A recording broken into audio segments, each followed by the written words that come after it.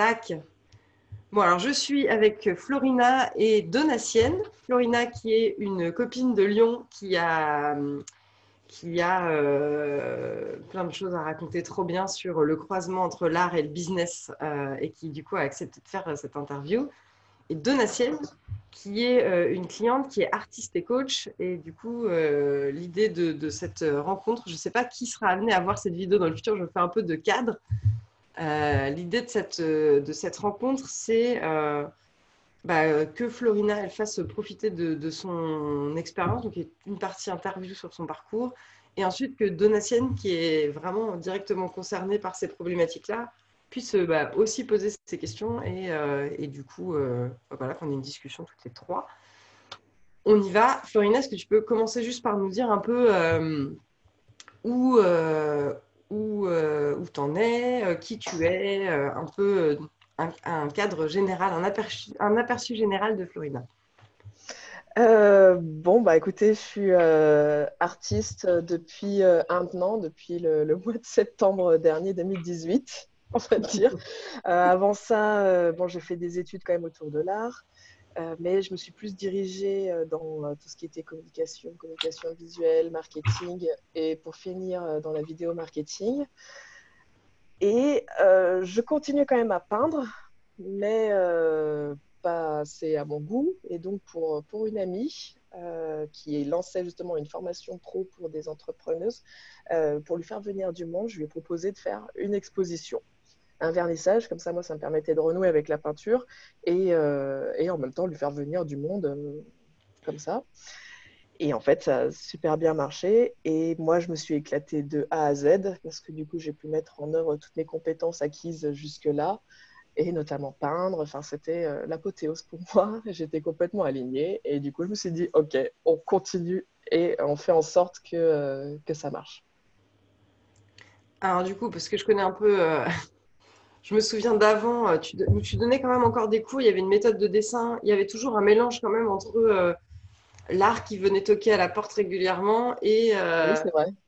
et Oui, c'est vrai. on a fait un cours de dessin ensemble, souviens-toi. Oui, oui, c'est vrai, c'est vrai. La diffusion, en fait, la diffusion de la technique, c'est vrai que ça m'a toujours intéressée, et notamment le fait de savoir que c'était accessible à tout le monde de savoir dessiner, qu'il suffisait simplement de savoir regarder.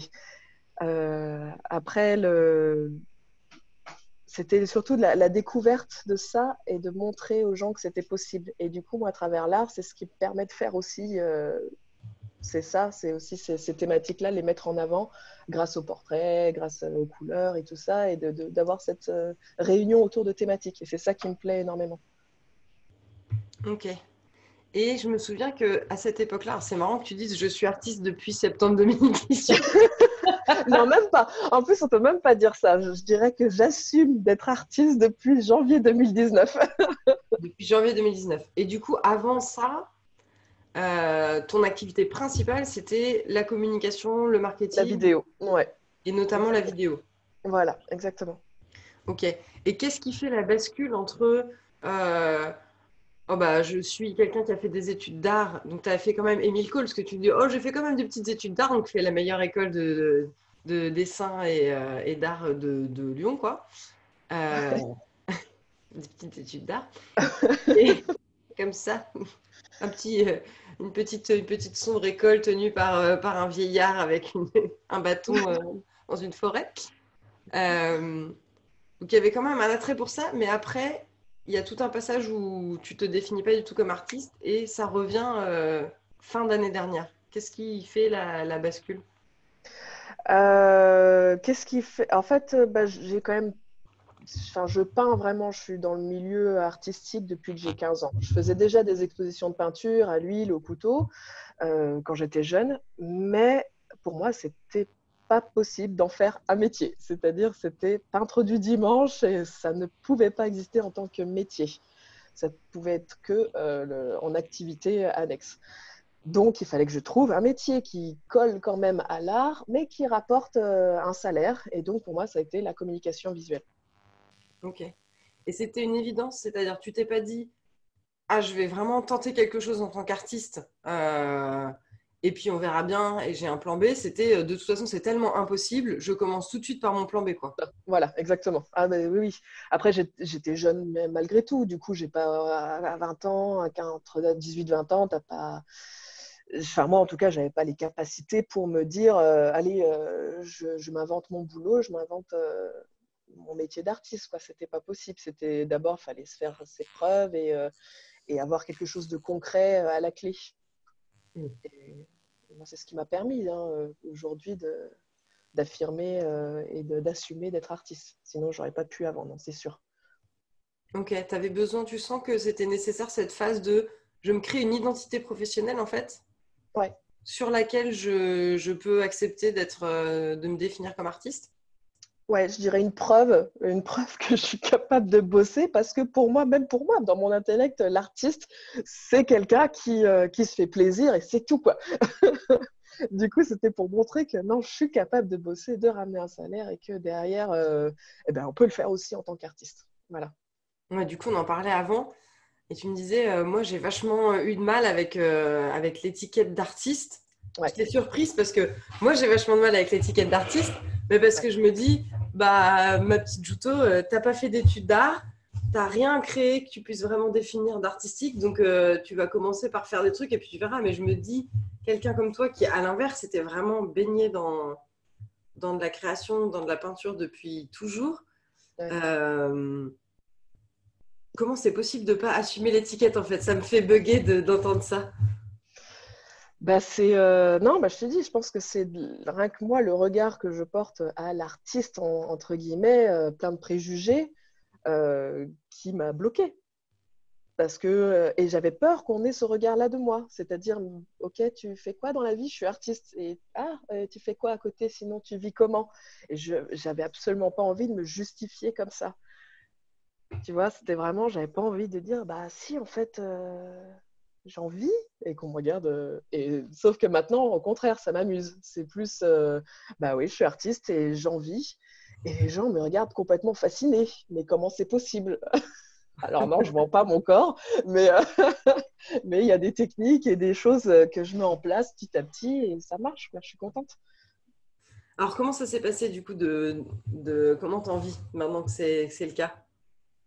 Mine de rien, c'est ça qui m'a fait aussi changer de cap. C'est-à-dire le moment où je me suis dit, OK, j'assume, je suis artiste, c'est quand j'ai fait mes comptes et que je me suis rendu compte que je gagnais plus d'argent en étant artiste qu'en étant vidéaste. Donc là, à un moment donné, j'ai fait, ouais, bon, bah là, on arrête tout, quoi. Enfin, c'est bon, on y va, quoi. Excellent. Et ça, c'était quand? Et bien, justement, en janvier. Donc, après 3 mois, en gros, 3 mois d'activité d'artiste, en étant voilà, en parallèle avec la vidéo, où j'ai pu mettre j'ai pu mettre en parallèle les deux activités, où bah, il y en avait une qui me rapportait plus que l'autre, quoi. Donc hyper rapidement quelque part. Oui, exactement. Est-ce que tu peux nous parler du coup de cette expo, l'expo de la bascule, de la révélation? Bah ouais, l'expo de là, ouais, ouais, ça, c'était quelque chose quand même. Bah, la thématique, donc la génération Calo. Génération Calo, ça a été assez incroyable. Je remercie les réseaux sociaux pour ça, d'avoir pulvérisé cette information du vernissage à tout Lyon, avec 15 000 personnes intéressées à l'événement. Et on a eu 800 personnes au vernissage. Je pense que c'est impossible de recréer ça. Je pense que toutes les étoiles étaient alignées, les marées étaient montantes, j'en sais rien. Il y a vraiment des choses qui, enfin, il ne faut pas s'attendre à reproduire ça forcément, hein. Enfin, vraiment, je le dis, c'est assez exceptionnel, quoi. Il faisait super beau fin septembre, il aurait plu des bars, il n'y aurait pas eu la queue devant. Et vraiment, c'était ça. Les gens devaient arriver à 18h, les gens étaient là à 17h devant les portes à faire la queue sur les trottoirs. Enfin, c'était horrible. Enfin, moi, j'étais pas bien. Alors quand même, parce que c'est pas que les étoiles qui sont alignées, il y a à la base, moi du coup j'étais là ce jour-là, donc T'étais là. Ouais, ouais, t'étais là. T'as pu passer à travers la foule. je suis passée, j'avais un pass VIP, je suis rentrée avant tout le monde, faire un béco avant que ça commence. Il y a quand même une relation de longue date, de confiance qui est construite entre toi et Priscilla. Donc, du coup, la boutique en question, c'est Pause Création qui est à Lyon dans le 6e. Ouais. Moment pub, allez-y si vous écoutez cette vidéo que vous êtes à Lyon. Ouais. Donc, il y a une relation de confiance qui s'est construite entre vous deux depuis longtemps. Toi, tu as animé des ateliers aussi dans la boutique. Ouais. Donc, il y a quand même un vrai partenariat. Et je me souviens que tu t'étais dit, je peins pas assez, je suis frustrée. Ouais. Donc, je me fixe une deadline et c'est un échange de bons procédés parce que Priscilla, elle a besoin qu'il y ait du monde qui vienne dans la boutique et moi, j'ai besoin d'une deadline pour me mettre à peindre parce que je vois bien que sinon, je m'y mets pas. Voilà, exactement. C'est exactement ça. T'as une Et très donc, bonne du coup, mémoire. parce qu'il y a quand même plus d'ingrédients que juste des étoiles alignées. Il y a le thème que tu as choisi, effectivement, Génération Kahlo, où tu as refait des portraits de Frida Kahlo dans un style vraiment très propre à toi. Et, non, mais et aussi, c'est parce que ça collait avec Priscilla qui est franco-mexicaine. Et donc, c'est comme ça que j'ai atterri sur Frida Kahlo et c'est comme ça que j'ai voulu vraiment retranscrire la force que dégageait Frida à travers ses portraits photos normalement et essayer de trouver qu'est-ce qui faisait que, paf, ça envoyait en pleine face. Et c'est ce que j'ai voulu retranscrire à travers mes portraits et ce qui collait bien avec les valeurs de Priscilla et de post-création, justement. Mm. Oui, c'était un hub de. C'est-à-dire, ça tombe pas de nulle part non plus, au sens où dans la communication, il y a ta communication à toi et ce que tu Ouais, recherchais en tant qu'artiste dans cette expo. ouais, Mais ouais. il y a aussi tout ce que Priscilla, elle porte comme valeur et tout ce qu'elle porte dans Voilà, votre création et tout ce qu'elle a envie de créer avec cette boutique.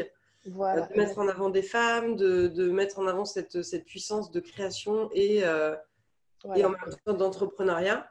ouais, ouais. Et donc, du coup, les réseaux sociaux se sont enflammés. Alors oui, c'est vrai que c'était une année où on a eu du calot partout. Je Voilà, ne sais plus s'il y avait ouais, un événement particulier ou c'était un anniversaire ou quoi. En tout cas, il y avait du Frida Kahlo partout. exactement, ouais, Ça tombait bien. Mais aussi, la boutique était déjà suivie sur les réseaux sociaux beaucoup. ouais. Des gens qui vous connaissaient, qui avaient aussi beaucoup de communautés, ont pu relayer.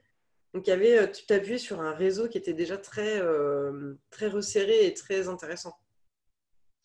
Oui, mais actuellement, après toutes les expos que j'ai pu faire avec les réseaux enfin, non, c'est pas possible d'arriver à ce point-là. Enfin, vraiment, je pense que Il y il a y a les des deux, choses qu'on quoi. peut pas, voilà, il y a des choses qu'on peut pas calculer. Enfin, vraiment, le fait de le poster au bon moment, vu par les bonnes personnes, paf, pour que ça s'enflamme et que du coup, Facebook en plus mette ton événement en avant, quoi. Ouais. Bah, ouais, il y a les deux. Ça me fait penser à la conf de Jack Conte, là, le fondateur de Patreon que j'ai regardé, que j'ai Ouais. bingé, où il explique que bah, voilà, en fait, il a fait énormément de projets qui ont été des foirages complets, Mm. des vidéos qui n'ont jamais vu le jour, enfin qui ont vu le jour mais que personne n'a regardé, des groupes qui ont foiré, des concerts devant 0 personne d'audience, Oh là des là. tonnes et des tonnes et des tonnes de Ouais, foirages. Et ouais. à un moment, il monte un groupe qui, celui-là, décolle et il dit bah en fait, il n'y a rien de différent. J'ai mis le même niveau d'énergie, j'ai mis le même niveau Ouais. d'envie et d'ambition dans ce truc-là. Juste celui-là a marché. Exactement. Et puis c'est aussi ceux qui avaient envie de voir les personnes à ce moment-là aussi, il y a ce côté-là. Le côté populaire, en fait, quand une chanson, pourquoi cette chanson marche alors qu'elle n'est pas forcément géniale, mais c'était ce que les gens avaient envie d'écouter à ce moment-là. Et du coup, c'est ça aussi qui fait que c'est le bon timing, quoi. Bon, et puis tu avais une super bonne idée aussi. C'est là où ton truc, ton background marketing marche bien. Les portraits des gens. Ouais. Parce que tu peux. Bah oui, oui, oui, c'était, bah, ça allait très bien en plus avec ma démarche artistique, c'était de montrer qu'on avait toute une Frida en nous, et donc à travers les portraits, en rajoutant des fleurs dans les cheveux aux personnes, leur montrer qu'elles aussi, elles avaient cette force intérieure, et voilà, avec notamment les couleurs et tout ça. Enfin, c'est vrai que ça a très bien marché. Est-ce que tu peux te dire comment. J'imagine les gens qui vont voir ça, notamment Donatienne, elle a pas du tout vu le truc. Comment ça fonctionnait? Et parce que tu en as vendu pas mal, même le soir même. Oui. Ah bah là, ouais, ouais, là, actuellement, j'ai dû en faire pas loin de 200, je pense. 200 portraits personnalisés. Bah, en fait, c'était simple pour que ça aille vite. Je les prenais en photo sur place. Avec le téléphone. J'avais, avec mon téléphone, exactement, sur place avec mon téléphone. Et j'avais mis en place en espèce de nuance, enfin, plusieurs nuanciers pour que les gens sélectionnent leur couleur qu'elles préféraient, et notamment la couleur de fond qui allait être très présente et qui allait donner la tonalité globale. Et ensuite, je leur envoyais, c'était un portrait numérique. Donc ensuite, elles allaient en faire ce qu'elles voulaient, enfin, du portrait, soit l'imprimer, soit le garder, je sais pas. Enfin voilà. Et ça coûtait une trentaine d'euros, c'est ça? Ouais, Ouais, 35, 40, je sais plus, un truc comme ça, 40, ouais. ouais. Ouais. Alors ça, c'est trop bien parce qu'il y a cet effet Frida et effectivement, les gens qui font la queue devant et tout le monde est à l'intérieur de la boutique. Presque, c'est un peu l'attaque des zombies, genre, oh mon Dieu. Ah ouais, ouais, non, mais c'était l'ouverture des soldes. Ah non, c'était incroyable. Ah, c'était fou. Il y avait genre 14 petits fours pour 800 personnes parce que Ouais. personne ne pouvait prévoir cette taille de restauration. Et du coup, Ouais. il y avait les portraits et forcément les tableaux qui étaient beaucoup plus chers que ça. Bien Mais sûr. l'idée, évidemment, mais l'idée d'avoir un petit truc que les gens pouvaient ramener tout de suite, qui était dans l'esprit de l'expo, qui était avec la patte vraiment artistique que tu avais créée, ça fait que, bon, moi, je l'ai fait. Donc, on se mettait à l'arrière-boutique. Tu nous donnais un accessoire. Je crois qu'il y avait une couronne de fleurs et un autre truc qu'on pouvait choisir. Une couronne de fleurs. Mais il y a plusieurs couronnes de fleurs, oui, oui. Et plusieurs couronnes de fleurs. On mettait une couronne de fleurs dans les cheveux. Avec ton iPhone très ancienne génération, parce que c'est même pas genre des trucs dernier cri et tout, c'est vraiment Non. genre Ouais. clac, une photo. T'en prenais peut-être deux, trois, je sais plus. Voilà, j'en prenais Une- plusieurs, ouais, différents cadrages. Et après, on avait un papier, une feuille A4 toute bête, quoi, avec ton nom, ton adresse mail.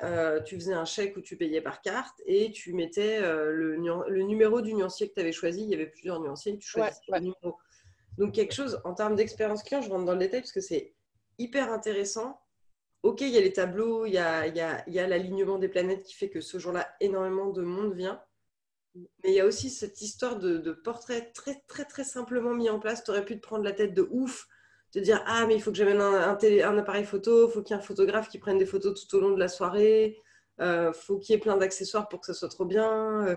Les nuanciers, il faut que les gens les reçoivent après. Non, là, c'était hyper simple. On pouvait décider, prendre, payer. Ça pouvait être un achat coup de cœur instantané. Et ça, en termes de diversifier aussi la façon dont les gens ils peuvent rentrer dans ton univers d'artiste, je trouve que c'était juste génial, quoi. Oui, oui, non, mais c'est vrai que ça, c'est mon côté marketing qui fait que j'ai pu mettre en place, notamment tout ce qui était goodies, rendre l'art accessible à n'importe qui puisse repartir avec une petite sérigraphie de 30 euros, avec une carte postale, avec même une couronne de fleurs. Les gens pouvaient partir avec une couronne de fleurs. Oui, c'est sûr, peut-être ça fait un peu pub ou quoi que ce soit, mais ça là-dessus, de toute façon, je l'assume complètement. Parce que Bah, ça me permet d'en vivre aussi. Donc, et puis c'est le plaisir de pouvoir ramener un bout de l'univers de la personne dont on apprécie le travail, en fait. Mais on n'a pas envie de mettre 1 200 € pour avoir la toile sur son exactement. bureau. Exactement. Ouais. Ouais, moi, j'insiste là-dessus parce que je vois, il y a une artiste là que je suis à Nantes et j'aime beaucoup ce qu'elle fait. Mais pour Ouais. l'instant, j'habite dans un meublé, je ne vais pas investir dans un tableau. Ouais. Et en même temps, les seules alternatives, c'est espèce de petites cartes postales ou c'est sympa, mais tu vois, c'est pas le portrait Frida, c'était instantanément attractif. Ouais. Ouais. Donc Ouais. ça vaut le coup, je trouve, pour les artistes de se dire, bah, j'ai mon univers, il y a des choses qui s'y prêtent plus ou moins, mais qu'est-ce que je peux, si je me fais une liste là de 50 façons dont je pourrais décliner cet univers, dont un client pourrait ramener cet univers chez lui à des gammes de prix différentes, du Ouais. extraordinairement cher, genre je fais une performance en live chez toi, Beyoncé, au Mhm. extraordinairement portable, bah, j'ai une photo de moi avec un effet créatif, bah, je trouve que enfin, voilà, c'est une très belle façon aussi d'amener ton univers chez les gens, quoi. Ouais. Et de le rendre accessible à tous, quoi, aussi. Qu'est-ce qui s'est passé après l'expo? Le après, oui, oui, le après est intéressant parce que il fallait bien que je garde en tête que c'était quand même assez exceptionnel, mais en même temps, j'ai analysé qu'est-ce qui a fait que ça a marché pour pouvoir le reproduire derrière. Donc, déjà, cette expo m'a apporté d'autres expos, donc j'ai pas eu besoin de chercher d'autres endroits à exposer pendant presque un an. Ça a été comme ça. C'est-à-dire que chaque expo m'amenait une autre expo. Hmm. Et même encore aujourd'hui, on me contacte parce qu'on m'a vu. Ah, mais vous avez vu à Pause Création. Même encore maintenant, on me contacte comme ça. Et ensuite, et donc voilà, j'ai continué sur ma lancée à montrer mon travail, à présenter d'autres objets annexes je continue comme ça. C'est quoi les autres objets annexes? Je dis tout ce qui est goodies, cartes postales, sérigraphie, Ok. etc. Et intéressant aussi d'ailleurs que Pause Création n'est pas du tout une galerie d'art. Absolument pas. Est-ce que Je n'ai jamais exposé dans une galerie d'art. voilà, tu as exposé que dans des lieux en fait qui valorisent l'art mais sans que l'art soit l'objet de l'endroit, c'est ça? Exactement, exactement. Ouais, Ok. exactement. Et l'expérience est d'autant plus intéressante pour les visiteurs. Parce que c'est pas guindé, c'est pas, on se retrouve pas avec les piques assiettes qui viennent boire du champagne dégoûtant parce qu'on n'a pas assez d'argent pour payer du champagne à tout le monde. On n'est pas, on est sur un format pas si original que ça, mais c'est juste du coup beaucoup plus convivial, moins guindé et ça fait moins, s'il vous plaît, achetez mes toiles, quoi. Mm.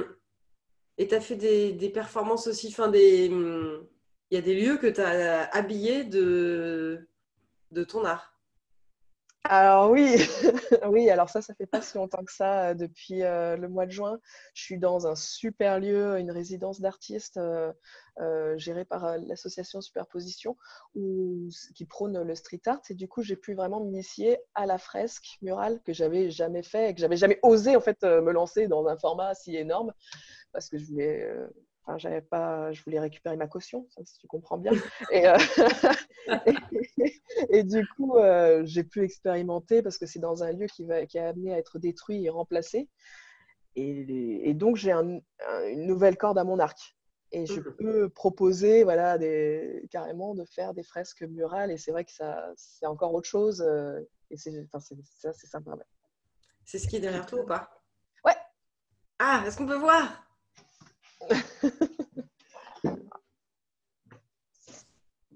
Ah Oh, ouais. Voilà, je fais le tour de mon atelier. oh, trop bien. Là, hop. Donc j'ai fait quand même un petit mur blanc pour pouvoir prendre des photos de mes toiles sur fond neutre. Et ensuite, là, c'en est une qui est en cours, qui n'est pas terminée. Et là aussi, une autre.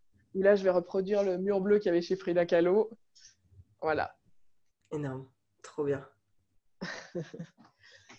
Ah oui, donc quand on vient dans mon atelier, là, on rentre vraiment dans mon univers, ça c'est sûr. Hop. Aujourd'hui, en termes de chiffres, ça se répartit comment, du coup, tes revenus aujourd'hui? Alors aujourd'hui, clairement, ce qui me rapporte le plus, c'est les expositions en vernissage. Sauf que jusqu'à maintenant, je faisais tout moi toute seule de A à Z. Mhm. Donc à chaque fois, il me fallait 3 mois pour en organiser une Ouais. et une semaine pour m'en remettre. Ouais. Et étant donné que c'est quand même ma plus grosse source de revenus, je me suis dit, bon, il faut que je trouve quelqu'un pour m'aider. Donc, c'est passé par le biais de stagiaires, mais là, j'ai trouvé une collaboratrice qui m'aide en fait, à booker, je sais pas comment dire, booker mes expositions et avoir un planning là, annuel d'une exposition par mois à travers la France. Mhm. Et donc, on est deux à avoir ça sur les bras et on peut voilà, avoir une expo par mois. Une expo par mois, ok, excellent. Et du Voilà. coup, ça te rapporte parce que tu vends des toiles à cette occasion-là ou ça te rapporte parce que c'est des fois payé carrément pour que tu viennes exposer? Les deux. Enfin, payer pour exposer, c'est la première fois que ça m'arrive. Et je trouve ça assez génial. Aime la plagne. Ouais, c'est quand même génial. Ouais. Payer pour exposer. Alors ça, sachant que oui, effectivement, en fait, c'est dans la loi, mais comme il faut exposer dans des espaces publics. Mais dans la loi, la ville loue ton exposition. Ok, d'accord.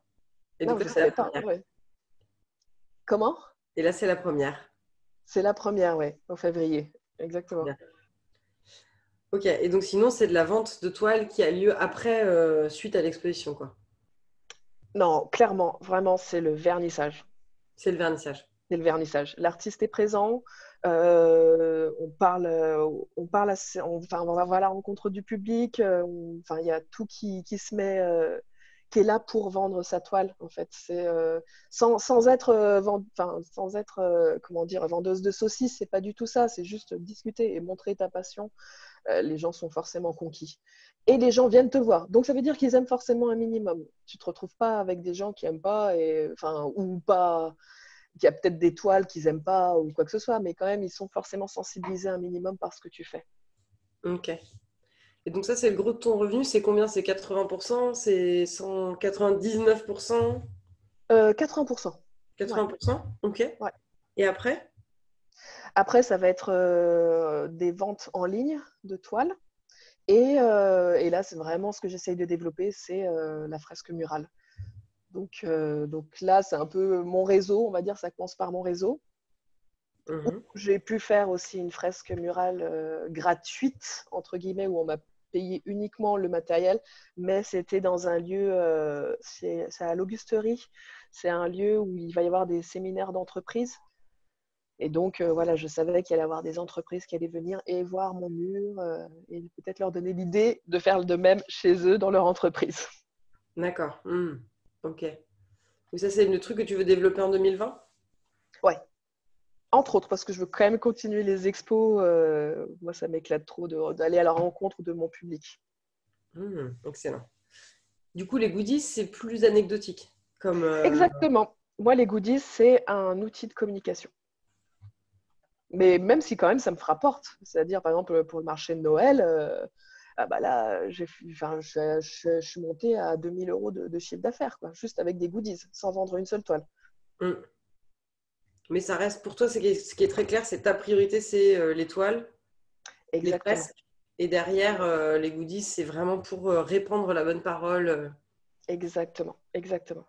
Ok. Et est-ce que tu utilises toujours les réseaux sociaux? Enfin, je sais que oui, tu utilises toujours les réseaux sociaux, mais du coup, comment tu les utilises dans cette stratégie-là? Comment ça fonctionne? Tu partais de zéro? Ouais. Oui, je suis partie de zéro, hein, même après. Je suis partie de zéro après l'expo Génération Calo. Parce que, étant donné que jamais j'aurais pu m'imaginer que ça marche aussi bien, je ne me suis pas fait chier à créer une page Facebook ou un compte Instagram Florina, quoi.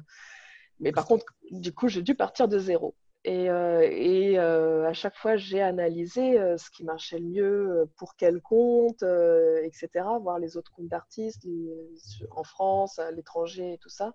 Et clairement, c'est Instagram, hein. Enfin, moi, ça m'a apporté du business. Il y a les Galeries Lafayette qui m'ont contacté via Instagram. Donc, c'est super important et je mets tout là-dedans. Ça, et si quand même, non, pas tout à fait de zéro. Pour cette expo Génération Calo, j'avais fait un système d'inscription, Hmm. vernissage, et j'ai pu avoir 1500 adresses mail ciblées. Hmm. Et donc, quand même, du coup, j'ai aussi un système de newsletter mensuel qui me permet de communiquer sur tous les événements et tout ça. Donc, quand même, je ne suis pas tout à fait de zéro par rapport à ma Oui. communauté. Ouais, tu avais déjà les 1500 adresses. Par contre, tu n'avais personne qui te suivait au début sur Instagram. Non, exactement. Voilà. Ok. Bon, j'aime bien ça parce que t'as plein de trucs que tu as fait avant et qui n'ont pas forcément, enfin voilà, où tu pouvais pas toi te définir comme artiste par Ouais, rapport à tes critères. ouais, Effectivement, il y a cette explosion incroyable autour de Génération Calo. ouais. Mais quand même, il y a tous les bons réflexes derrière qui sont en place parce que tu aurais très bien pu te dire, bon, je vois pas pourquoi cette expo plus qu'une autre, c'est pour rendre service à Priscilla, ça va être cool, on va passer un bon moment ensemble. C'est pas pour me faire tant que ça ma pub en tant qu'artiste, c'est moi, ça me donne l'occasion de faire un truc. Du coup, je Ouais. mets pas grand-chose en place, quoi. Mais sauf que Ah oui, comme tu mais étais là ouais. pour... Non, j'avais vraiment cette attitude-là jusqu'à début septembre où j'ai lancé l'événement et où, en déconnant, t'imagines s'il y a 400 personnes, t'imagines s'il y a 400 personnes inscrites. 2 heures après, il y avait 600 personnes inscrites. Et on a eu peur, on s'est dit, mais c'est quoi ce monstre? Qu'est-ce qui se passe? Et il y avait toujours de plus en plus de monde. Et là, j'ai dit, OK, eh ben là, je vais tout mettre en œuvre. Je vais tout faire. Donc, c'est passé par. J'ai appelé une rédactrice pour peaufiner ma démarche artistique.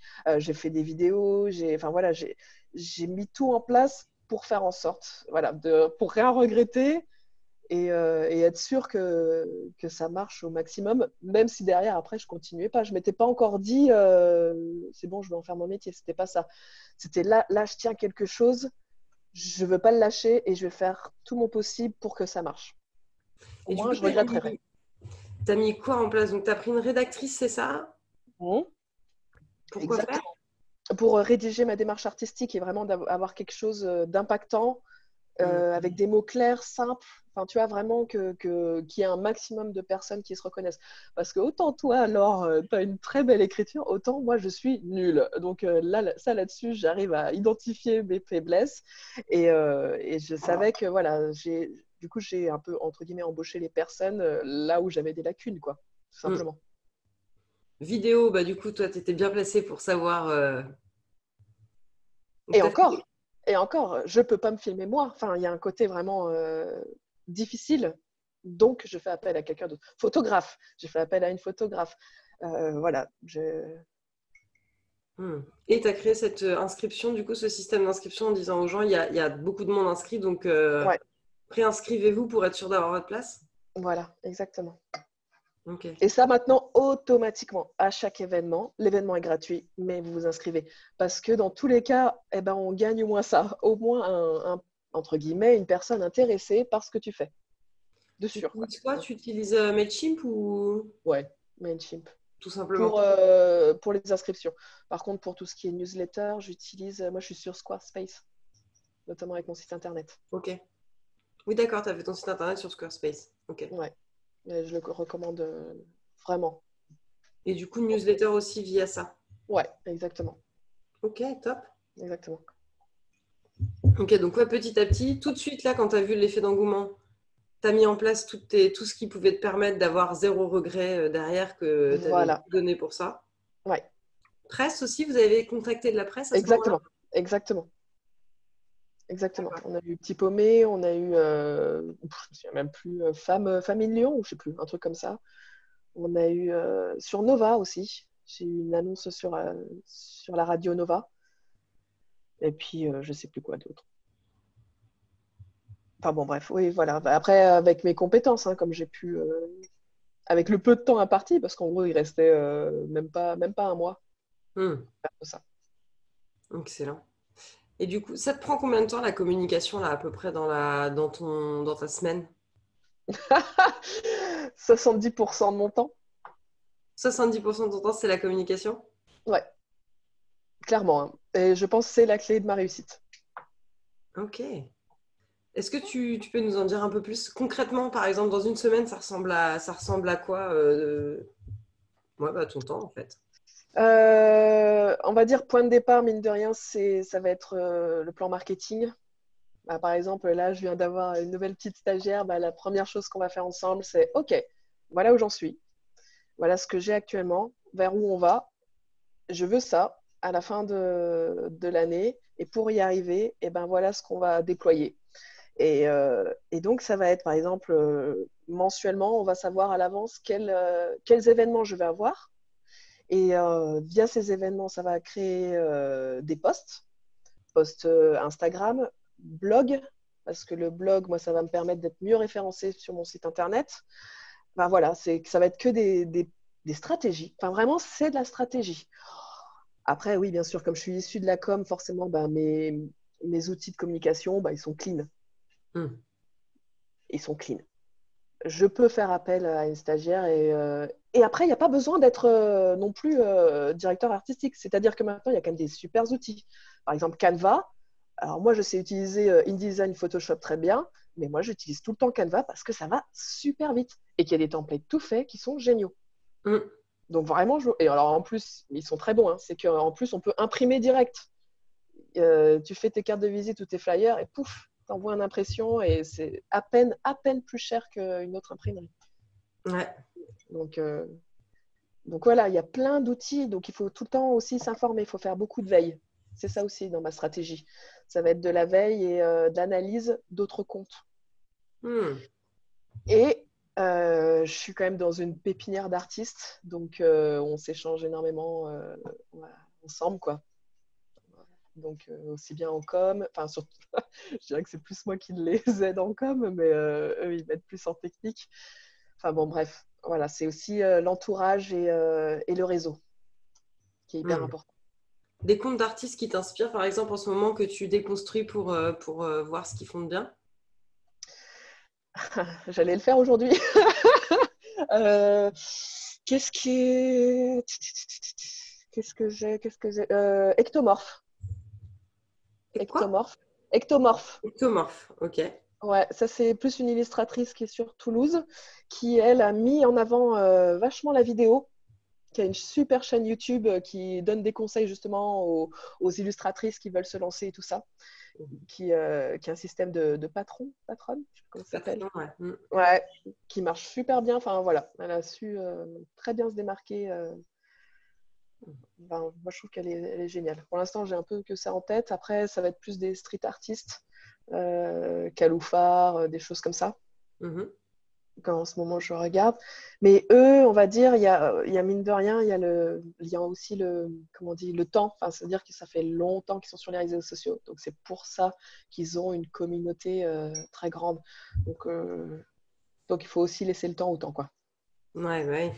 Toi, tu as vraiment un focus sur la communauté, le développement de ta communauté et Ouais, le fait de prendre soin de cette communauté. exactement. Ouais. Numéro 1. Ça, Vas-y, de quoi? Non, ça a énormément de valeur. Après, même en tant qu'artiste, j'ai des personnes qui me suivent, qui sont là et qui répondent à tous mes commentaires et qui viennent à tous mes événements. Un des derniers que j'ai fait à Lyon, c'était au Hard Rock Café, mais un dimanche soir pluvieux au mois d'octobre. Je me suis dit, mais j'aurais pas un chat. Et en fait, bah non, c'était la crème de la crème. C'est tous ceux qui me suivent depuis un an. Et il y avait voilà, une centaine de personnes qui étaient là, contents d'être là. Et alors ça, c'est génial, quoi. C'est OK, je sais pourquoi je suis là, quoi. numéro 1, Instagram, numéro 2, la newsletter ou tu n'as pas de Oui, priorité entre les deux? Instagram. Ok. Instagram. C'est celle qui va, c'est même celle qui m'aide à prospecter. C'est Ok. Instagram. Deux, newsletter. Newsletter, c'est pour relancer la machine auprès de tous ceux qui me suivent plus ou moins loin, avec une différence de tranche d'âge aussi. Instagram, c'est quand même très jeune. Et il faut savoir que même si la communauté est très jeune, ben, mine de rien, c'est des clients de demain. Il y a aussi ça. Il y a donc ouais, Instagram à fond, mais vraiment à fond. Du coup, c'est qualité photo, la photo, le visuel, faut que ce soit irréprochable, quoi. Les partenariats aussi, ça c'est, faut se dire que les partenariats, c'est uniquement pour la notoriété. Ça apporte pas de sous. Enfin, franchement, faut pas y aller faut pas y aller en se disant qu'on va gagner de l'argent avec les partenariats. À part si peut-être Apple me contacte et encore, mais sinon, faut pas y aller en se disant qu'on va gagner de l'argent. C'est plus en termes de notoriété. Et c'est ça qui est intéressant dans ce métier, c'est que il y a la notoriété et le business qui sont sur deux plans différents. Il faut augmenter la notoriété pour augmenter son business et en même temps, en augmentant son business, augmente la notoriété. Enfin, c'est deux balances comme ça. Et à chaque action qu'on mène, il faut se demander est-ce que c'est pour la notoriété ou pour le business. Et aussi, autre aspect que j'ai découvert dans mon métier et que je trouve assez génial, c'est l'ego. Le travail sur l'ego. Pareil, chaque action qu'on mène, il faut toujours se poser la question, est-ce que c'est guidé par mon ego ou pas? Et est-ce que c'est le cas? Et si c'est le cas, est-ce que ça vaut le coup ou pas? Est-ce que du coup, bah oui, j'en ai besoin parce que là en ce moment, je suis pas très bien dans ma peau, j'ai besoin d'un petit coup, par exemple, j'en sais rien, une session photo ou n'importe quoi. Ou non, là, j'en ai pas besoin, c'est juste mon ego, en fait, ça sert à rien mon activité, donc je laisse tomber. Et ça, mais à chaque action, il faut se poser cette question-là, quoi. Et c'est très intéressant. Et j'en parle avec beaucoup d'artistes et c'est la première chose qui vient sur la table, c'est le travail avec son ego. Excellent. Ouais, ouais, non, c'est super intéressant. Ah, merci, c'est chouette. Il me semble que tu m'as coupé le sifflet, c'est tellement bien ce que tu viens de dire. Entre business et notoriété, est-ce que je le fais pour mon ego ou est-ce que je le fais pour mon moi de demain ou pour mon moi d'hier, en fait, c'est ça. Ouais, exactement. Exactement. Mais c'est super, enfin vraiment, à chaque fois, je me pose la question sur n'importe, même acheter, j'en sais rien, acheter une nouvelle toile. Est-ce que vraiment c'est pour moi? Est-ce que j'ai juste envie de peindre et ça me fait chier de faire ma compta? Ou est-ce que vraiment c'est pour créer une nouvelle pièce que je vais montrer à quelqu'un? Enfin voilà, c'est vraiment ce type de pensée journalière qui m'habite quotidiennement, quoi. Je le Qui fais pour permet moi. d'affiner tes choix. Exactement. Excellent. Trop bien. Je te propose de... J'avais pas vu qu'il était si tard. Tu es trop passionnante, Florina. Que se passe-t-il? Donatienne, je propose de te hop, réactiver et de te laisser poser les questions que tu veux à Florina. Ok, super. Merci Ah, Florina on ne d'abord. t'entend pas. Je ne sais pas Ah, si... Ah, c'est bon. C'est moi, j'entends moi. merci Florina et Laure en tout cas. Voilà, j'ai quelques questions. C'est quoi pour toi, Florina, être artiste professionnelle aujourd'hui? Artiste professionnel, pour moi, c'est de réussir. Alors, ça aussi, réussir à en vivre, c'est pas vivre, c'est-à-dire avoir, par exemple, un SMIC, mais plus se dire qu'à chaque fois, le revenu mensuel augmente et est exponentiel. Même si c'est de 5 centimes, ça veut dire qu'il y a de l'espoir et que ça ne peut que marcher dans l'avenir. Ok, super. Tu parlais tout à l'heure d'inventer ton métier d'artiste. Tu Oui. l'as vraiment complètement inventé. On ne peut pas avoir deux Florina, en fait. Bah, je sais pas. Oui, mais c'est non, oui, non, et je vous invite à faire aussi de même, à avoir euh, votre activité donatienne à vous en tant qu'artiste, quoi, qui vous ressemble et qui soit vous, vraiment. Oui, ok. Euh, Oui, j'ai vu que tu es sur Casoar. Euh, Oui. Est-ce que tu es sur d'autres plateformes et qu'est-ce que tu penses de ces plateformes en fait? Très bonne question. Casoart, j'ai vendu sur Casoart. J'ai vendu depuis, ça fait depuis combien de temps? Ça fait depuis le mois de mars 2019 que je suis dessus et j'ai vendu 4 toiles, sachant qu'ils se prennent une marge de cochon Ouais. et que ça fait mal aux fesses. Et du coup, là, dernièrement, j'ai pulvérisé mes prix dessus et je me suis dit, au moins comme ça, il n'y a pas de regret parce que normalement, je ne suis pas à ces tarifs-là du tout, hein. Ok. Oui, c'était une de mes questions aussi. Ouais, Euh, Est-ce que ouais. tu as un prix différent quand tu es sur enfin, apparemment, tu dis que tu vas pas en galerie, mais bon, sur Casoar, en galerie ou à tes expos ou bien même à ton atelier, est-ce que tu pratiques des prix différents? Oui, oui, je pratique, même si on va dire que j'ai quand même je me suis défini un prix au mètre carré, la toile, Ok. un prix au mètre carré, ce qui me permet de vite me fixer sur à qui je le vends. Je vends mon travail. Sur Casoart, voilà, là, je me suis dit, ils me prennent vraiment trop une grosse marge, donc après, je me sers de leur notoriété à eux, hein. Clairement, c'est leur client à eux, c'est leur site internet. Mais du coup, voilà, moi, je n'envoie pas mes clients sur Casoart et je ne communique même pas dessus. Ok. Je ne communique même pas dessus, quoi. C'est une plateforme, c'est ça, de vente d'œuvres d'art. Ah. Exactement, Mais ils sélectionnent, eux, en amont, qui ils acceptent sur la plateforme, c'est ça? exactement, Hmm. Et du coup, exactement. qu'est-ce que ça t'apporte de rester sur la plateforme? De la visibilité, bah quand même, hein, j'ai fait 4 ventes sans rien faire, enfin, juste comme ça. Donc Ok. ça vaut vraiment le coup. Ça vaut le coup. Mais voilà, les premières, je crois qu'une des premières que j'avais une toile à 400 euros de 1 mètre par 80. Derrière, je touchais 100 euros. C'était ah, mais c'est pas possible. Ouais, ils prennent bien plus de 57%, je crois, au total. Et c'est pas très clair en plus dans leurs conditions générales de vente. En fait, c'est des pourcentages divisés avec ou sans TVA. Donc, tu as l'impression que c'est que 37%.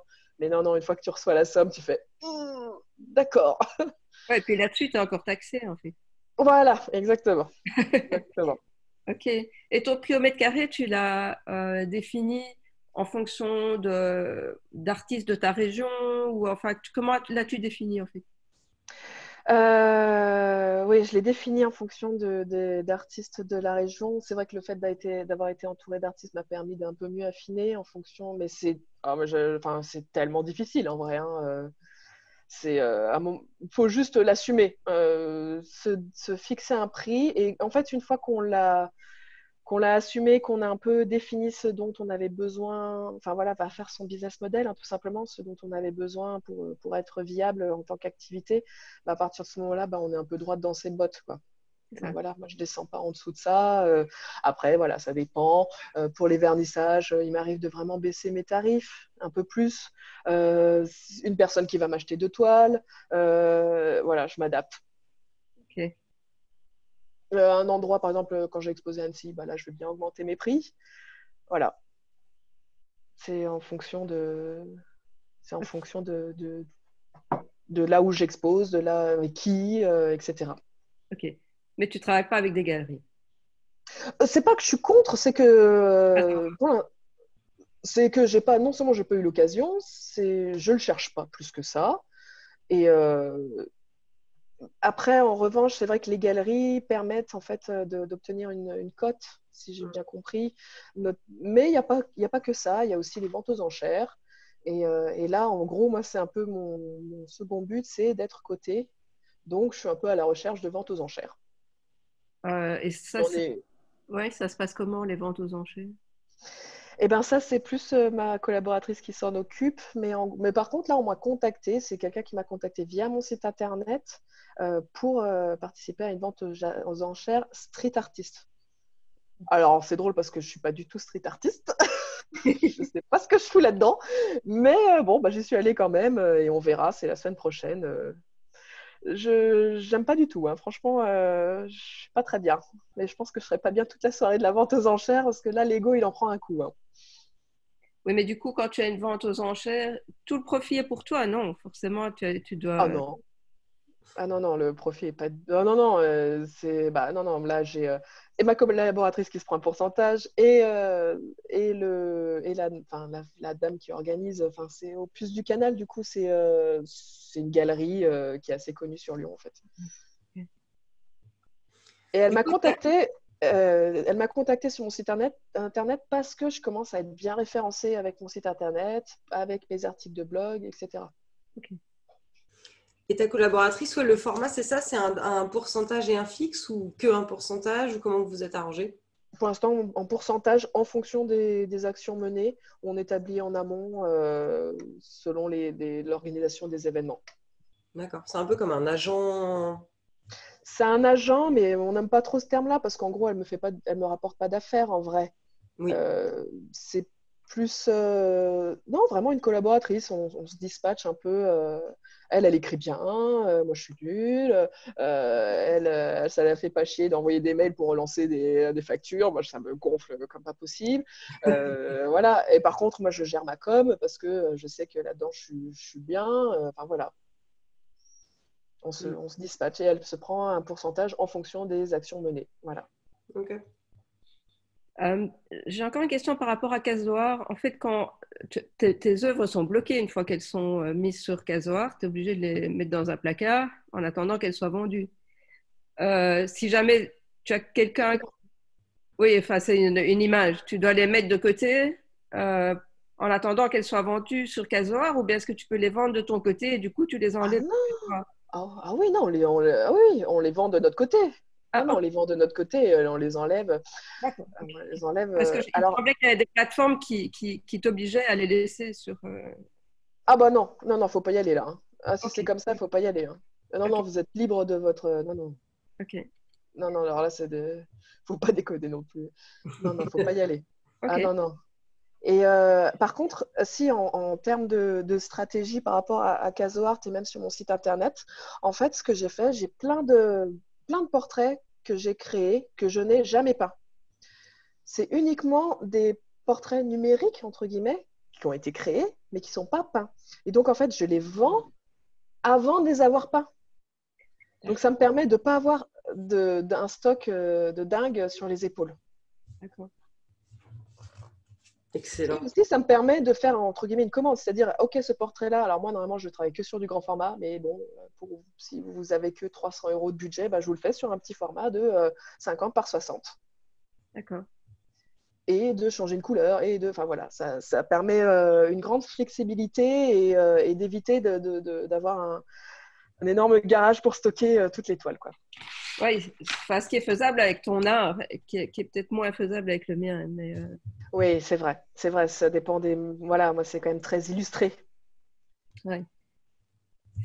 Tu parlais tout à l'heure de partenariat pour, entre autres, augmenter la notoriété. Qu'est-ce que tu appelles ces partenariats? C'est quoi pour toi? Alors, par exemple, ça va être avec comment on appelle ça? Des designers d'espace. Ça, c'est hyper intéressant parce que eux, ils ont ton book et ils vont pouvoir le proposer enfin, à la décoration de leurs clients. Donc ça, il faut vraiment démarcher ce type de profil, un peu qu'on ne pense pas forcément au premier abord. Il y a tout ce qui est concept store. Il y a, par exemple, aussi, j'ai une créatrice de lampes qui, derrière, moi, je lui ai, enfin, je lui ai décoré un peu, enfin, c'est un peu plus de la déco que de la… En fait, je devrais même pas vous parler de ça parce que moi, ça n'a pas été si intéressant que ça, cette collaboration. Oui, mais c'est des trucs que tu as essayé. Après, tout marche Exactement. pas. Tout marche pas. Exactement. Et moi, c'est ça qui m'a permis de un peu mieux identifier vers quelle collaboration je devais aller et vers d'autres qu'il fallait éviter, justement, parce que c'était plus vraiment une perte de temps qu'autre chose.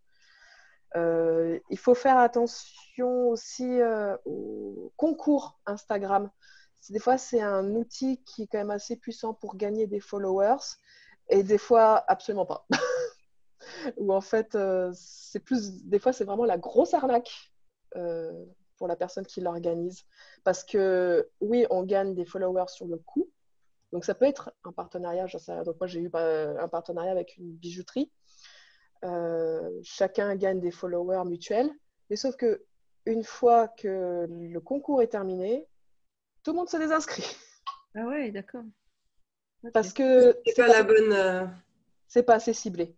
Ouais. Les personnes, donc on gagne les followers je gagne les followers de la bijouterie, mais en vrai, les followers de la bijouterie, on n'a rien à foutre des peintures de Frida Kahlo, quoi. Enfin, entre guillemets. Et inversement, ma communauté s'en fout des colliers. Voilà. C'était quoi? C'était un concours mutuel, c'est ça? Il y a, les gens s'inscrivent et quand ils follow les deux comptes ou qu'ils font un commentaire ou je sais pas quoi, ils peuvent gagner une toile ou un bijou ou un truc comme ça? Voilà, exactement. Donc moi, c'était un portrait, ouais, exactement. Et un Ok. bijou. Moi, voilà, on faisait gagner, moi, je faisais gagner, enfin non, ils choisissaient bijou ou portrait. Et justement, toutes les personnes qui ont participé de ma communauté voulaient le portrait. Et toutes les personnes qui sont de la communauté des bijoux voulaient le bijou. Toutes. Enfin, à 99%. Oui, donc ça n'a Donc, pas. ça n'a pas… voilà. Mais c'est intéressant. Enfin, ça reste très intéressant de pouvoir tester ce genre de format et de rencontrer… Voilà, les rencontres que j'ai faites, c'est génial. C'est vraiment génial. Excellent. Mais j'adore de remettre de la clarté sur, en fait, 70% du temps, c'est de la com aussi, quoi. C'est beaucoup, Ah oui, beaucoup oui. de travail de faire connaître ça, même avec déjà les landes de notoriété dont tu as bénéficié au départ parce qu'il y a eu un événement marquant au début de… Ouais. Ah oui, oui, ah bah ça, ouais, mais c'est après des formations professionnelles, mais je sais l'impact que la communication a. Je le sais, donc c'est pour ça que je mets tout, que je néglige absolument pas ce côté-là. Mm. Ok, j'ai encore trois questions. Oh là là! Ouais. Alors, Trop une bien. question, je vois que tu as un bel atelier. Quelle est la taille de ton atelier, plus ou moins? 26 mètres carrés. Ah oui, ok. C'est ça chez les artistes que vous comparez? Non, en fait, ce qui se passe, c'est que comme je suis occupée à me demander si je vais déménager ou pas, euh, voilà, moi, comme le mien est énorme, donc je me dis peut-être que c'est intéressant de savoir ce que font d'autres et donc dans quoi on peut travailler et surtout C'est comme vrai? c'est grand format, moi aussi. Parfois, je travaille sur 5 chevalets en même temps. Ah ouais, Des ouais, ouais. tables, je travaille Ah, voilà, donc j'ai besoin d'espace, mais donc 26 mètres carrés, ça a l'air d'être pas mal, quoi. Ouais. Trop bien. non, c'est trop Mais bien. Ouais, ouais, ouais. Alors, Je j'ai peux vu. faire une mezzanine. Ouais, j'ai même fait faire une mezzanine pour stocker toutes mes toiles. D'accord, ok, cool. Ah ouais, ok, ça c'est bien. Ouais, ouais, non, non, je suis super bien. Mais au début, on était deux dans cet espace-là. Et j'ai eu de la chance parce que mon ancien colocataire n'était pas souvent là. Ouais, Parce que justement, il faisait beaucoup de fresques et donc souvent à droite à gauche. Et c'est là où je me suis dit, OK, non, j'ai vraiment besoin de tout cet espace. ok. Et donc ça, tu loues en fait. Ouais, je le loue. Ouais. Et ta mezzanine, elle est comment? Tu peux nous la montrer? Alors, j'ai fait toute une mise en scène type pergola avec des tissus. Mais en gros, voilà. Ah, c'est chouette, ok. On est à pas loin de 2 mètres de haut. Donc, moi, il me faut une échelle pour y accéder. Mais au moins, là, je peux y aller, quoi. C'est génial. Ok, super. Merci. Voilà. Et j'ai mon bureau juste en dessous. J'ai Bah mon oui. bureau juste en dessous. Et du coup, tu travailles sur le reste de l'espace. Comment? Du coup, tu travailles sur le reste de l'espace. Voilà, exactement. Ok, Tout le reste, c'est peinture et en dessous, c'est bureau. super. Alors, donc j'ai vu qu'il y a un truc qui m'a intriguée, c'est ton expo au Hard Rock Café. Oui. Les œuvres étaient accrochées à des espèces de porte-manteaux. Enfin, c'est quoi en fait? Comment ça fonctionnait cet accrochage? C'était génial. Oui, c'est vraiment, je vous le conseille, c'est des portants à vêtements tout simples, D'accord. noirs, qui Ouais. font, je ne sais plus, 1 mètre 50, 60 de haut sur 1 mètre 80.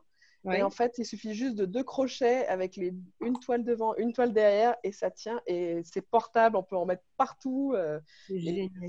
ouais, vraiment, du coup, on n'est plus obligé d'afficher sur les murs certains lieux. En fait, c'est ça, c'est qu'il y a plein de lieux qui ne permettent pas d'afficher au mur, notamment le Hard Rock Café.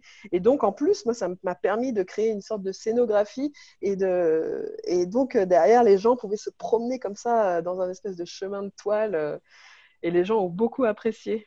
Ah, c'est génial, super, bravo. Ouais. Ah, donc c'est Et toi ça, qui a créé ça en fait.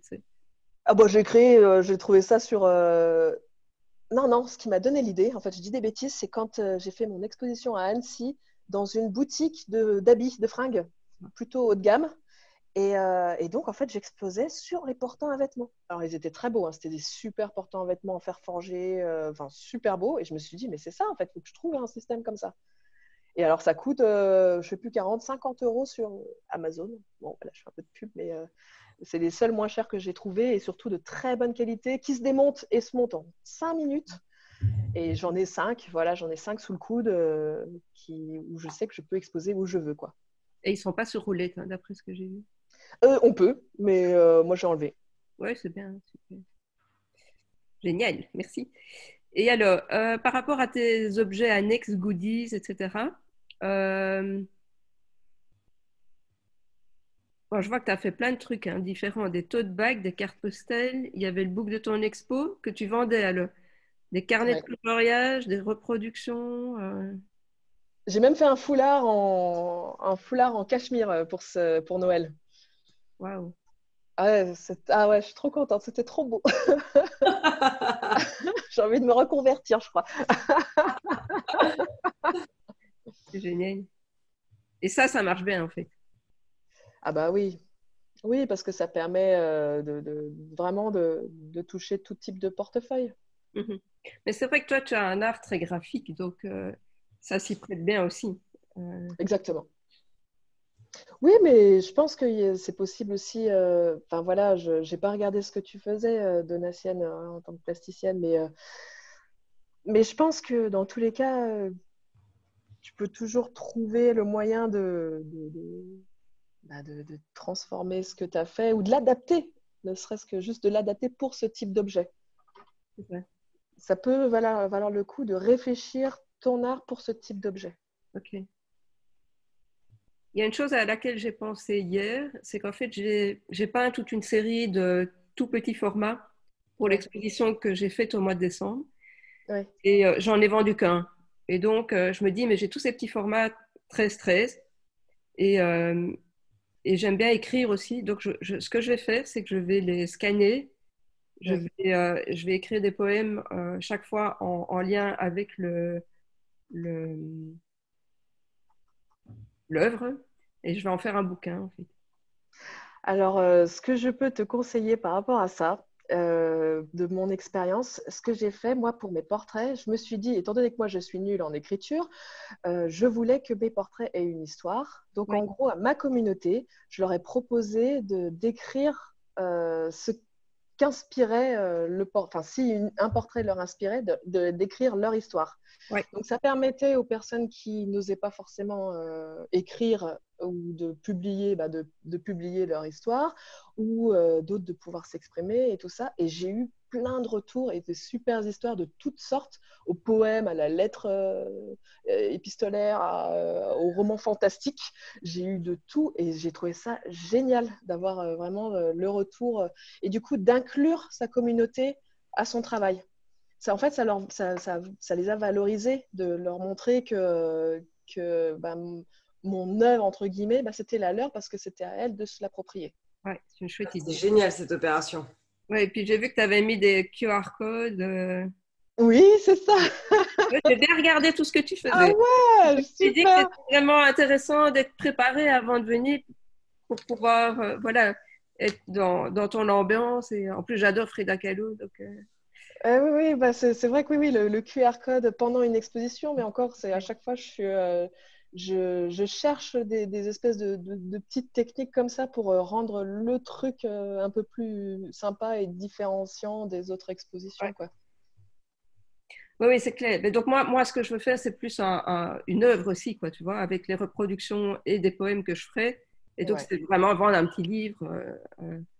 Et donc, Et oui, j'ai regardé parce que j'en achète de ce type-là. Donc, j'aime ça ouais, pour moi. ouais, Donc, ouais. j'ai regardé les maisons d'édition. J'ai eu l'idée hier. Hein, donc, mais je me dis, c'est chouette parce que c'est un petit Ouais. format. C'est facile à transporter. Donc, si quelqu'un achète ça, c'est facile à le prendre aussi. Ce sera Je pas. pense que tu n'es pas obligé de partir directement en maison d'édition parce que dans un premier temps, il va falloir que tu testes ton produit. Et donc, je te conseille d'abord de te l'auto-imprimer, entre guillemets, sur Pixar Printing, par exemple. Tu peux avoir des tarifs pour des petits formats comme ça autour de 200 € les 100 exemplaires. Et donc, ça te fait entre 50 et 100 exemplaires. Et donc, ça te permet de tester et de voir si ça prend ou si ça ne prend pas. Par exemple, je donne un exemple. Mes carnets de coloriage, pour moi, j'ai cru que ça allait cartonner. Je n'en vends aucun. Ah ouais, d'accord. Je n'en vends aucun. J'en ai eu 100 sur le bras. Enfin, 100, du coup, quand ça ne vend pas, c'est dur. Hein. Là, ça y est, ça commence à bientôt en avoir fini. Je ne recommence pas. Et pourtant, j'aimerais parce que j'en ai plein de croquis sous le coude. Mais non, ça ne marche pas, quoi. D'accord. Donc non, il ne faut pas que j'y aille. Faut pas que j'y aille. Oui, où Si tu j'y dois, vais, c'est mon vélo. Voilà. oui, où tu dois collaborer avec une librairie qui vend ce genre de trucs, en fait. Voilà, à la limite.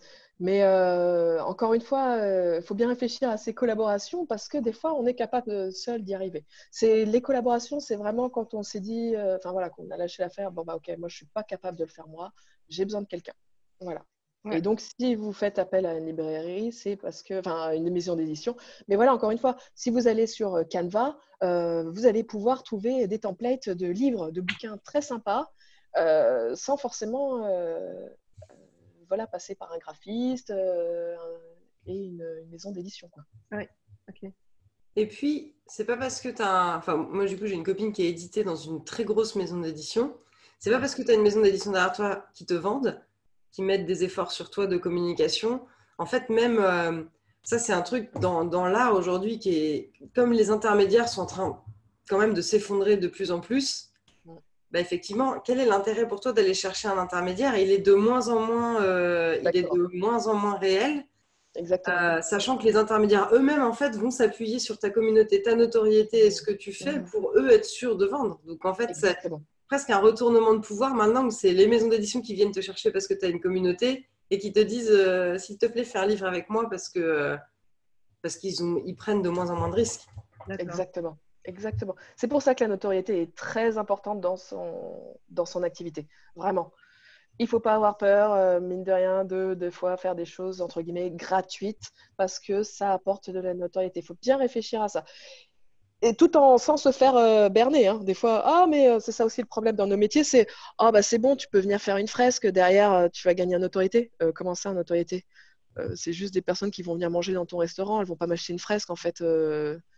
Les gens, ils pensent que à l'inverse, voilà, on va pas le payer parce qu'elle se lance, on va pas la payer parce qu'elle se lance et puis elle va se faire connaître. Bah non, en fait, le plombier quand il se lance, tu vas pas lui dire je te paye pas parce que tu te lances et je te fais de la pub. Bah non, tu le payes quoi. Donc voilà, c'est dur. Hein. Franchement, à la fois d'utiliser cette notoriété et sans se faire berner, c'est pas facile. Hein. Wow. Trop Et, bien. et comment tu as fait pour avoir autant de monde qui viennent à ton expo, en fait? Je sais pas. Comment as-tu touché autant de gens? Voilà, comme je disais, je pense que la thématique, au bon moment, les gens avaient envie de voir ça au bon moment. Vraiment, faut pas s'attendre à toucher comme ça. Enfin, vraiment, enfin, il y a eu trop de paramètres qui sont rentrés. Enfin voilà, c'était la bonne thématique au bon moment. J'aurais eu une autre thématique, ça aurait pas marché aussi bien. Et il a fait super beau. Il y a eu plein de trucs comme ça qui ont fait que ça a bien marché. Par contre, en plus de la communication, j'ai un fil conducteur. Et au-delà de Frida Kahlo, c'est pas Frida Kahlo, en fait, c'est la femme. C'est la femme que je mets en avant. Et c'est c'est ce message fort que je veux faire passer. Et donc, quand on a un message fort et que les gens se reconnaissent, ça crée une sorte de communauté. Ça, tu connais bien, Laure, parce que justement, tu es assez inspirante là-dessus. C'est la communauté que tu as créée autour des aventurières. Et ben, c'est un peu ça aussi que j'essaye de porter. C'est des valeurs fortes et des gens qui se reconnaissent et qui portent en fait cette communauté. D'accord. Trop bien. On va te libérer, Florina. Est-ce que tu as une dernière question, Donatienne? Tu veux faire une question? C'est bon pour toi? Merci mille fois, merci. Ouais, Avec franchement, plaisir. Florina, c'était génial. Moi, j'ai une question, c'est est-ce qu'on a le droit de diffuser ça très largement? Est-ce que c'est OK pour toi de vraiment diffuser cette interview? Parce que c'est plein de pépites, c'est vraiment un bijou. Oui, oui, bien sûr. Bien sûr. Avec plaisir. Merci d'ailleurs. Et objectif 2020, c'est quoi alors? De conquérir le monde. Oui. Oui, oui, oui. Non, de nouvelles collaborations, des nouvelles rencontres, des nouvelles expos et avec plaisir d'exposer à l'étranger. Voilà. Wow. Et oui, j'ai quand même une petite question. Tu disais que donc tu vas faire des expos de manière régulière. Est-ce que tu vas changer de thématique du coup? Ou est-ce que Frida Kahlo va rester un fil conducteur pour le moment? Alors, non, non, non, là, même déjà, depuis un certain temps, je me détache clairement de Frida Kahlo pour... non, en fait, c'est la femme, tout simplement, même depuis le début. Hein, Frida Kahlo a été un levier. Et en fait, les personnalités, par exemple, tous les artistes qui peignent des personnalités, c'est pour la notoriété. Et il ne faut pas le négliger, mine de rien. C'est pas forcément. Alors, moi, c'était du plaisir, mais par exemple, j'ai fait, je sais plus, Omar Sy un coup, c'était pour ma notoriété. Et ça marche très bien parce que les gens aiment reconnaître des visages qu'ils apprécient. D'accord. Ça a un fort pouvoir psychologique sur les gens. Donc voilà, des choses que les gens connaissent. Par exemple, même alors moi je suis portrait, mais si vous n'êtes pas portrait, ça peut être des événements historiques, des slogans historiques, enfin voilà, que les gens connaissent très bien. En fait, c'est le côté populaire, quoi, qui permet de amplifier sa notoriété. Ok. Et de Merci. se raccrocher à du connu pour la personne. C'est-à-dire, elle a déjà un Exactement. référentiel. Elle n'a pas besoin de plonger, de complètement se refamiliariser. Il y a quelque chose qui l'amène, qui lui fait une porte d'entrée, en fait. Exactement. Et il ne faut pas avoir peur, justement, de certains. Enfin, par exemple, moi, j'ai des artistes dans mon local qui, ça les fait suer parce qu'ils ont beaucoup de commandes d'animaux. Et ça me fait chier de refaire un tigre, machin, c'est pas du tout ce que je fais, mais les gens, ils aiment les tigres, quoi, mine de rien, il y a un côté. Je lui dis, ouais, mais c'est un gagne-pain comme un autre, en fait. Tu préfères faire des tigres à l'appel ou aller bosser à l'usine et ramasser des mères de chiens. Enfin, tu vois, à un moment donné, qu'est-ce que. Enfin, c'est quand même OK. On peut penser en tant qu'artiste que tu vends ton âme au diable parce que tu fais des trucs qui se font un peu partout. Bah ouais, mais ça reste un gagne-pain Et si derrière, ça te permet de continuer à vivre de ton art, bah, c'est génial, tu as tout gagné, quoi. Ok. Super. Trop bien. Merci beaucoup, Florina. C'était génial. On te retrouve Florina Aledo, A-L-E-D-O, sur les réseaux sociaux. Très bien, exactement. Avec plaisir. Super. Merci beaucoup. Merci, Donatienne, pour tes questions. C'était trop bien. C'était super chouette de faire ça à trois. Chouette. Ouais. Merci beaucoup. Ouais, c'était Merci chouette. d'avoir organisé ça. C'était cool. Ouais. Merci, Laure. Bye. Bye bye. Salut. Bye bye.